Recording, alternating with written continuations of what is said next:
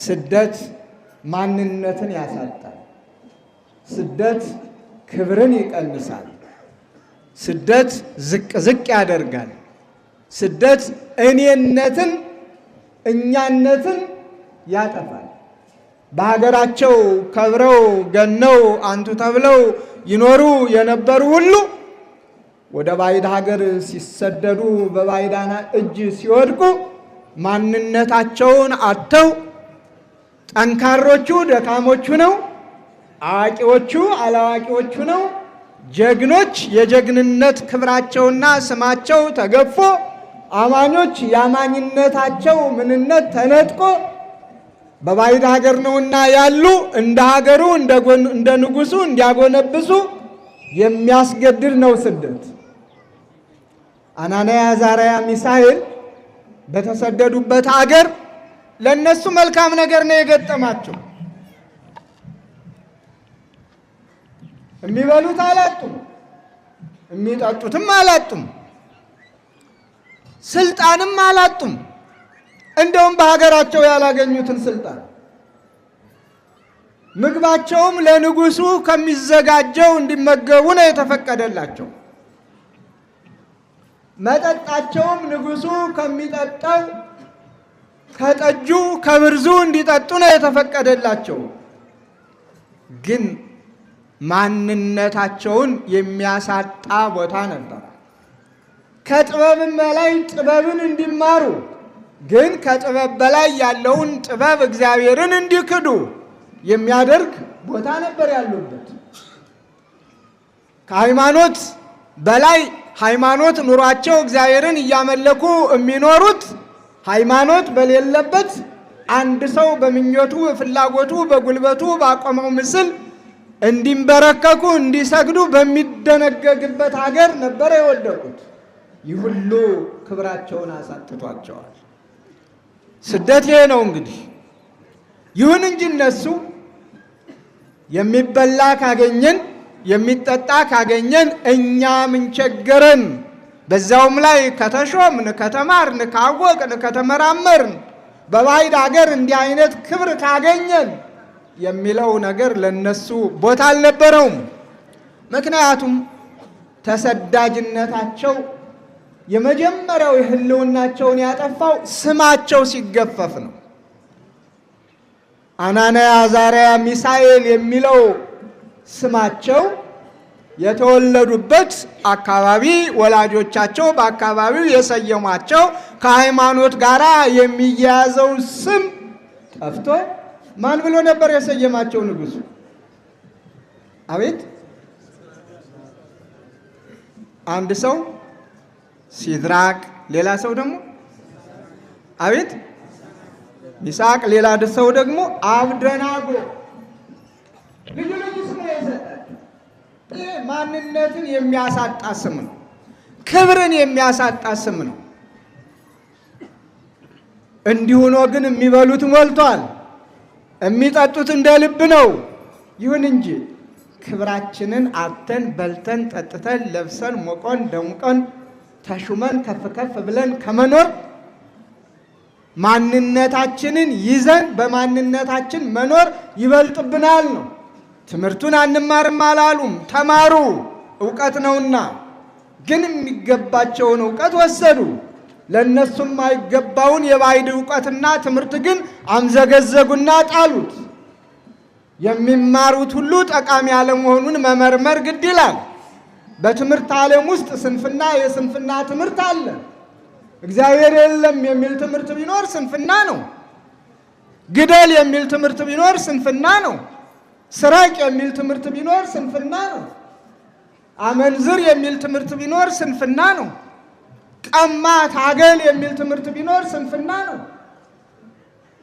ስለ ሀገር ክብር የሚደረግ ሌላ ነው። ስለ ወንጀል የሚደረገው ትምህርት ሌላ ነው።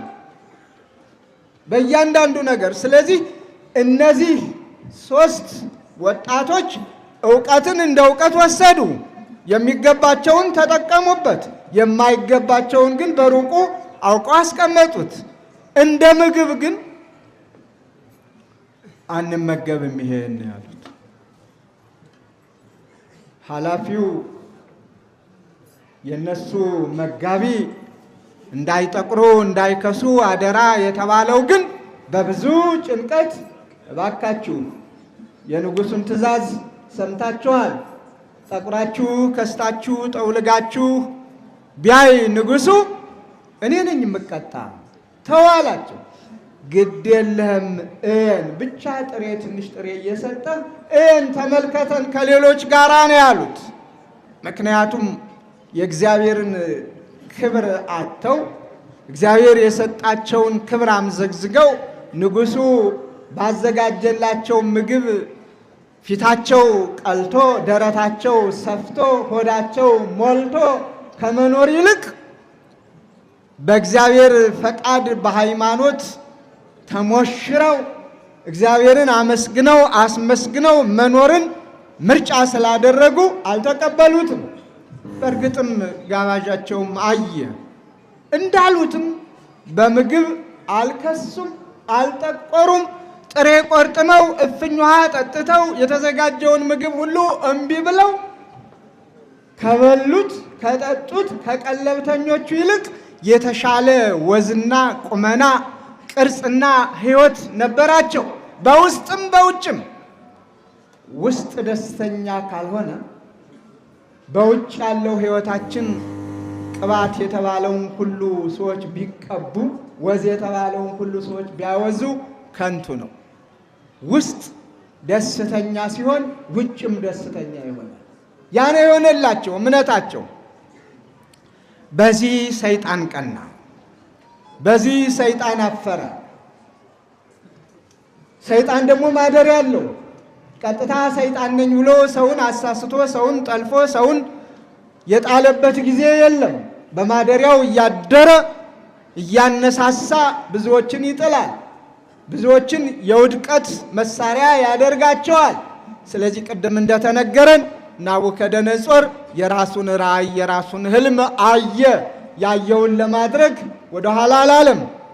ቅድም ተነግሮናል። ክለሳ አልገባም። እሱን ከዚህ በኋላ ነበረ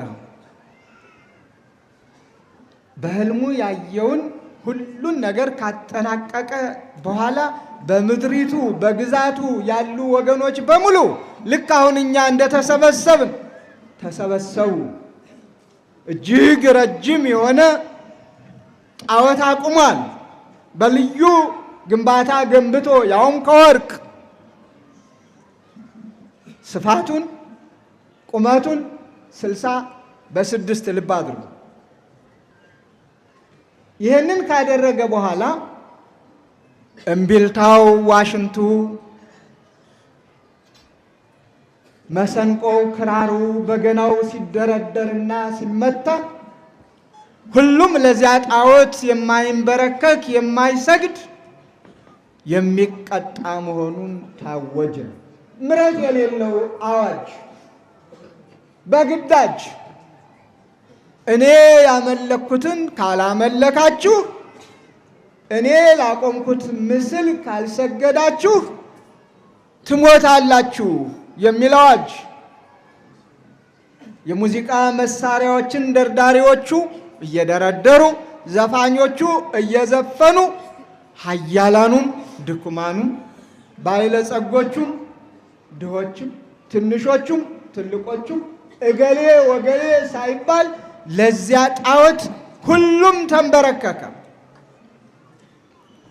ከነዚህ ከሶስቱ ጀግኖች በስተቀር እነሱ ዝቅ አለ። ሁሉም ሲሰግድ ሲንበረከክ ሲወድቅ ሲነሳ ባሉበት ቀጥ ብለው ቆመዋል።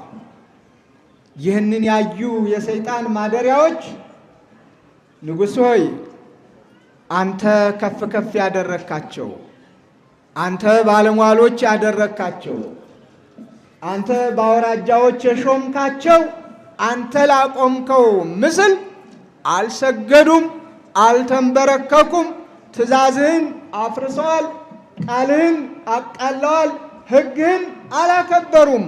ምን ትላለህ ነው ያሉት። በቁጣ ኃይል ተሞልቶ ባለው በንግስናው ግርማውን ተጎናጽፎ መንፈሳዊ ግርማ ያይደለ ሰይጣናዊ ግርማ መንፈሳዊ ቁጣ ያይደለ ሰይጣናዊ ቁጣ። ለምንድነው ያልቆማችሁ ያልሰገዳችሁ? እኔ ላልኩት ለምንድነው ያልተንበረከካችሁ? ጥያቄው ነው። በዚህ ጊዜ ነበር ንጉሥ ሆይ አንተ ላቆምከው ምስል አንሰግድም፣ አምላካችን ያድነናል። አያችሁት ደስ ሲል። ከነዚህ ከሶስት ወጣቶች ይህንን ነው መማር ያለብን። አምላካቸውን ተጠራጥረውት አይደለም፣ አዳኝነቱን አላምን ብለው አይደለም። እስከ መጨረሻው ድረስ ንጉሡ ተስፋ መቁረጥ ነበረበት።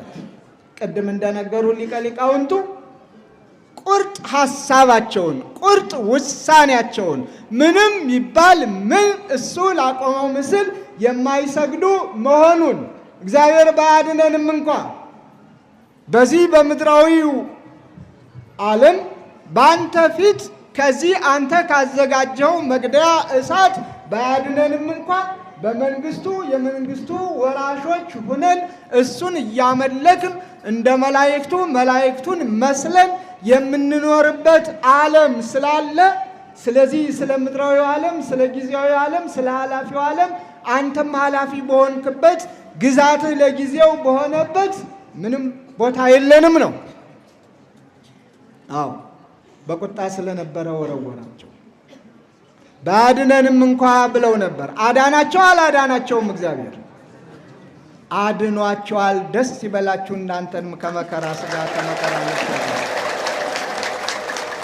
አድኗቸዋል። የሚገርመው እነሱ ብቻ እኮ አይደለም የዳኑት። ናቡከደነጾሩንም እኮ አዋጁን በአዋጅ እንዲሽር አድርጎታል። አዋጁን በአዋጅ ልብ አድርጉ። የመጀመሪያው አዋጅ ለጣዖት ያልሰገደ ይሙት በቃ ፈርዷል። ቤቱ ይቃጠል፣ ይበርበር፣ ይመዝበር ብሎ አውጆ ነበር። አሁን ደግሞ መንግስቱ ዘላለም ወምኩናኑኒ ለትውልደ ትውልድ ግዛቱ ለልጅ ልጅ ነው ብሎ የእግዚአብሔርን ዘላለማዊ ንጉስነት ዘላለማዊ ገዥነት አምኖ አውጆ የትኛውም ወገን በሙሉ ከዳር እስከ ዳር በአናንያ በአዛርያ በሚሳኤል በዳንኤል አምላክ እንዲመካና የዳንኤልን የአናንያ የአዛርያ ሚሳኤልን አምላክ እንዲያመልክ አዋጁን በአዋጅም የሻረበት ነውና እግዚአብሔር የተመሰገነ ይሁን። ታሪኩ ባጭሩ ቅድም ተምረነዋል። አሁንም ከልሼላችኋለሁ። ከአናንያ ከአዛርያ ከሚሳኤል ምን እንማር? ምን ተማር? አናንያ አዛርያ ማንነታቸውን አጥተው በስደት ሀገር በሄዱበት ጊዜ በስደት ሀገር ምንም ሁሉም ነገር ቢሟላላቸው ከራሳቸው ማንነት የስደቱን ኑሮ ጥቅሙን ጥቅማጥቅሙን መሳሪያ አድርገው ማንነታቸውን ለያጡ በጽናት ሃይማኖታቸውን በአደባባይ የገለጡ ወጣቶች ናቸው።